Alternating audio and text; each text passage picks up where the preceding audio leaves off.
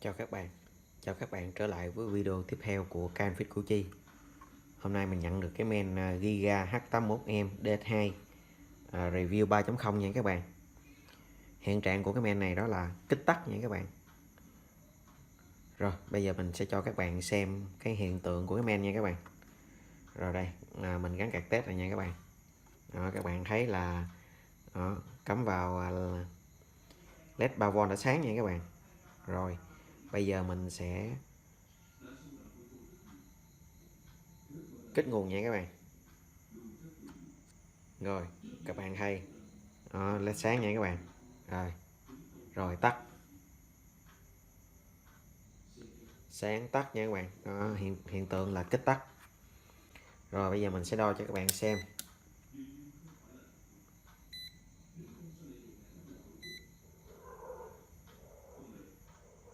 các nguồn sơ bộ nha các bạn. Đó, mình xem coi có cái gì đó bất thường hay không nha các bạn. Rồi trước tiên mình sẽ đo vào nguồn ra.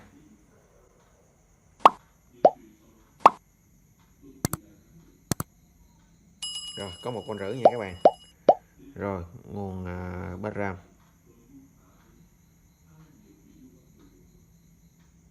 có 0,7 nha các bạn. Rồi nguồn 1,05.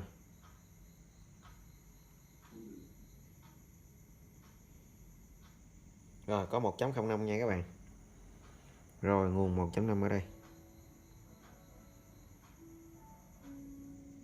Rồi có luôn nha các bạn. Mình đo sơ nguồn CPU.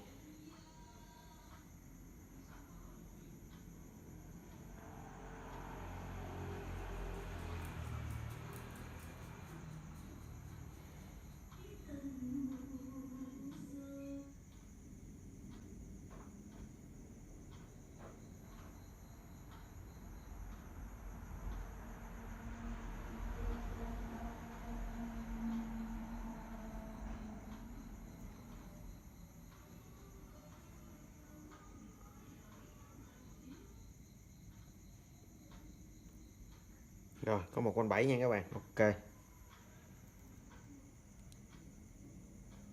Rồi 1,7, 1,8 ok. Rồi sơ bộ các nguồn đã là có đủ nha các bạn. Bây giờ mình đo nguồn VN1, VN2 và VN3 nha các bạn, xem có 2V hay không.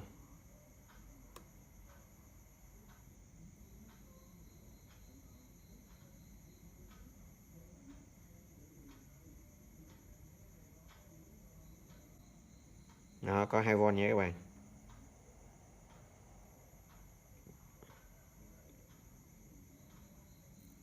Rồi có 2V.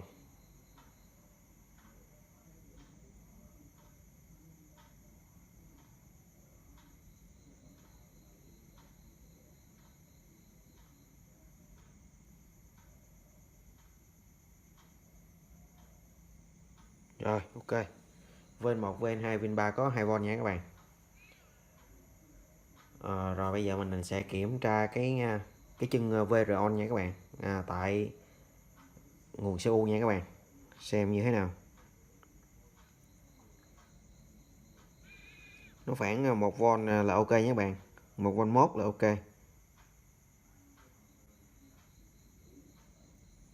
Lên tới 3V nha các bạn.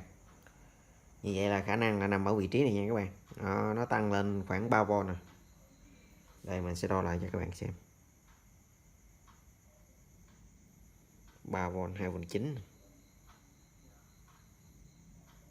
3V. Rồi bây giờ mình sẽ tiến hành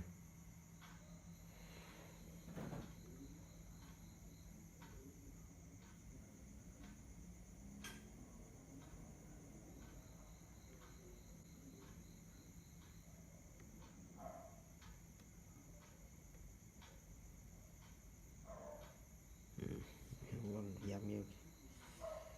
Rồi ok, mình sẽ thay một cặp điện trở này nha các bạn.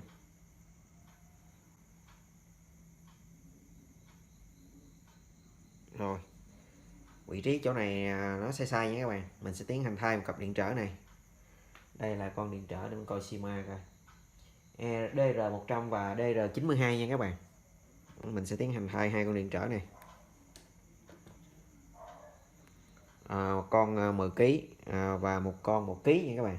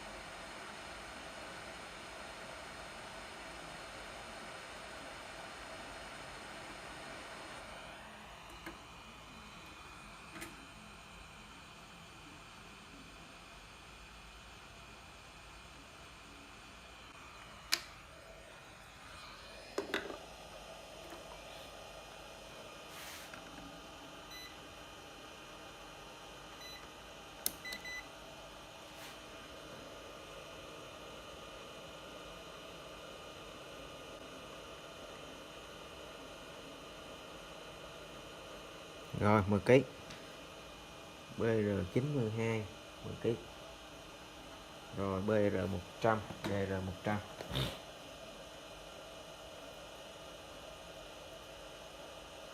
1 kg.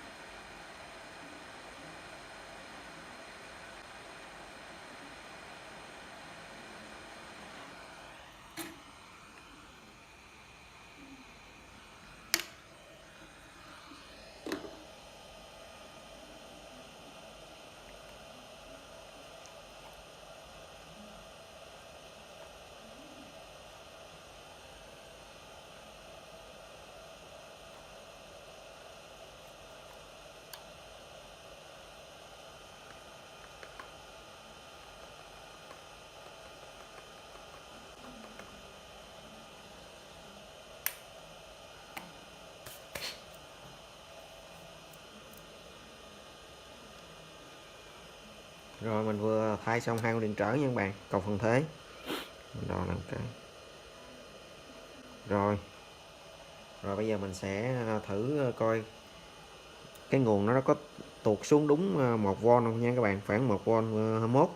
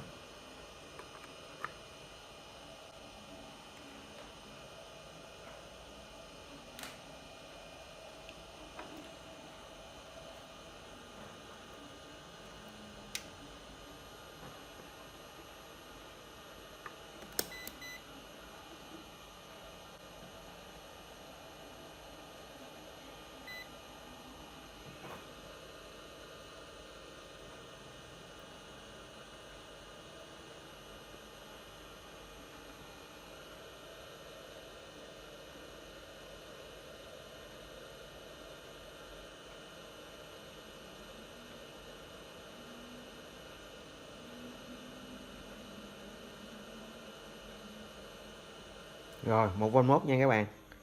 Rồi, các bạn quan sát đồng hồ. Đó 1V.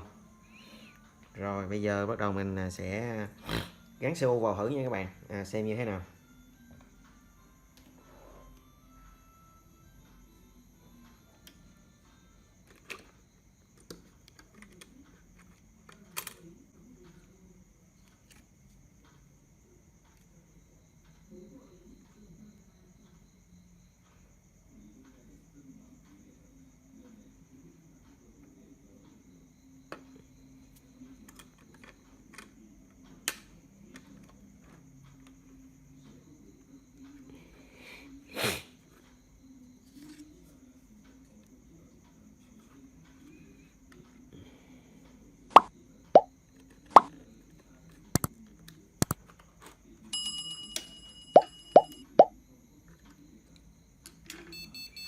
Rồi có tiếng báo lo rồi nha các bạn. Có tiếng lo báo rồi.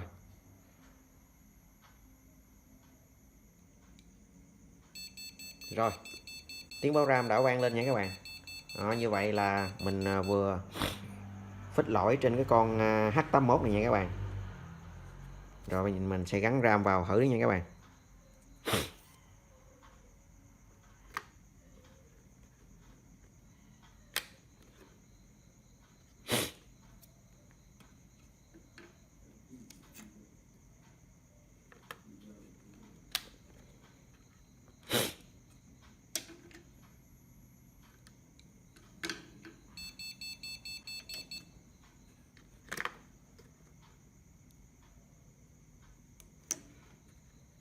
Vệ sinh 2 cái RAM.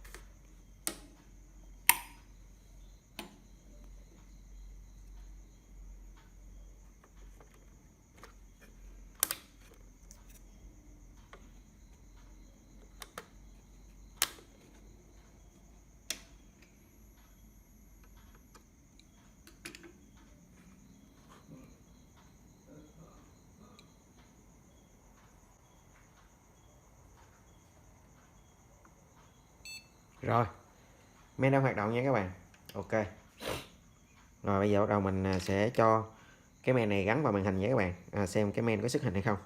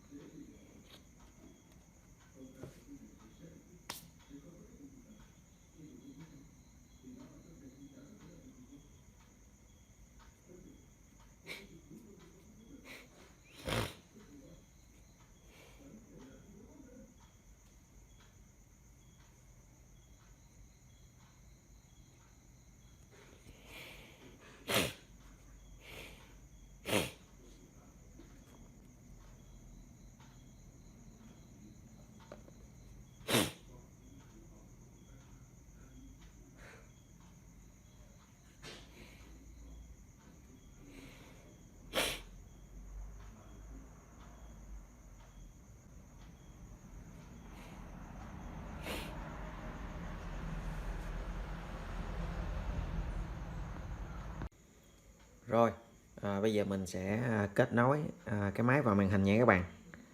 Vào màn hình xem là cái main có xuất hình hay không nha các bạn. Rồi.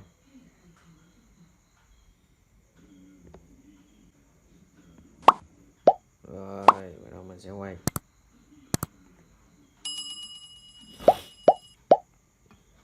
Rồi, mở máy. Rồi mình kết nguồn nha các bạn. Rồi, quạt quay. Rồi, có tiếng tít. Rồi, main xuất hình nha các bạn. Rồi, video của mình xin kết thúc tại đây. Hẹn gặp lại các bạn vào video tiếp theo. Chào các bạn.